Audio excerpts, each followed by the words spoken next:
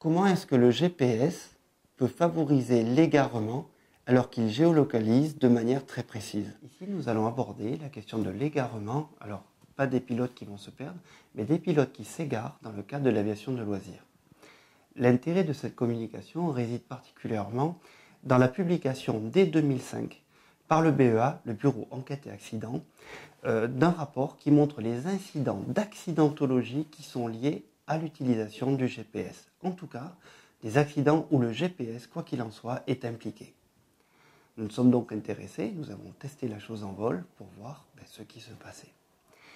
Nous avons d'abord choisi des pilotes d'ULM. Pourquoi des pilotes d'ULM?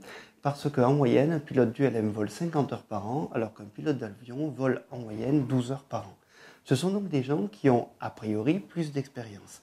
En même temps, bien qu'ils aient plus d'expérience, ils volent un petit peu différemment, notamment au regard de la formation qui peut être un peu moins complète sur le plan de la navigation et un peu moins complète sur le plan de la communication. En revanche, ils vont être davantage formés au vol près du sol et des choses comme ça. Revenons au GPS. En vol, aujourd'hui, 90% des pilotes évoluent avec un GPS. Il y a des GPS portables et des GPS inclus dans les planches de bord. Dans les deux cas, avec le GPS, le GPS est censé faciliter la navigation. Et pourtant, l'observation montre que non. Que se passe-t-il? Nous avons demandé à 24 pilotes d'évoluer dans une zone avec leur GPS.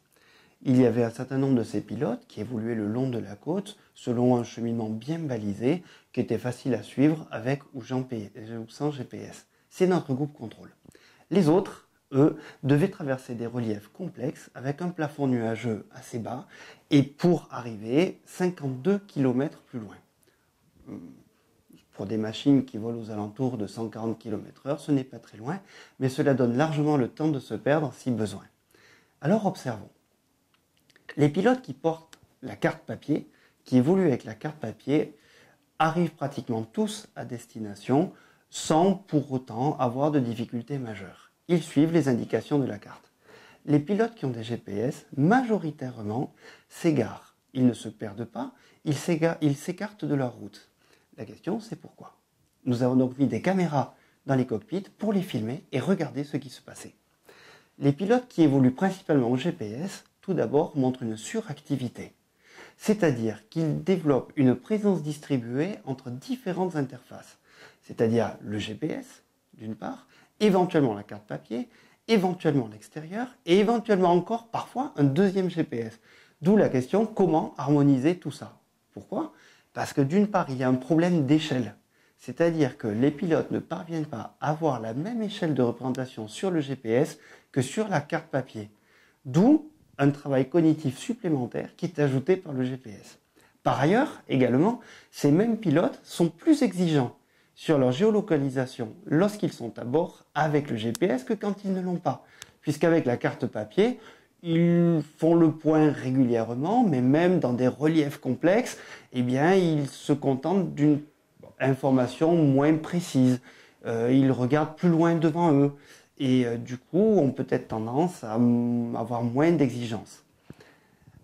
Ce moins d'exigences, en fait, concourt à la sécurité. Et l'exemple que nous pouvons prendre, c'est par exemple dans un rond-point en automobile.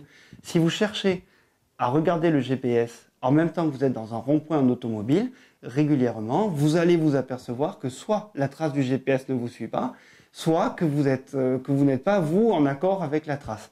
De même à moto. Si vous regardez loin, vous pourrez prendre des virages beaucoup plus prononcés que si vous regardez juste devant la roue. Moralité, le GPS va favoriser l'égarement par un degré plus élevé d'exigence d'une part, d'autre part parce qu'il y a un problème d'échelle au niveau de l'affichage écran. Par ailleurs encore, il y a une attention distribuée entre plusieurs médias, ce qui consomme des ressources cognitives. Et enfin, il n'est pas certain que le pilote dispose d'assez de ressources cognitives pour pouvoir tout gérer.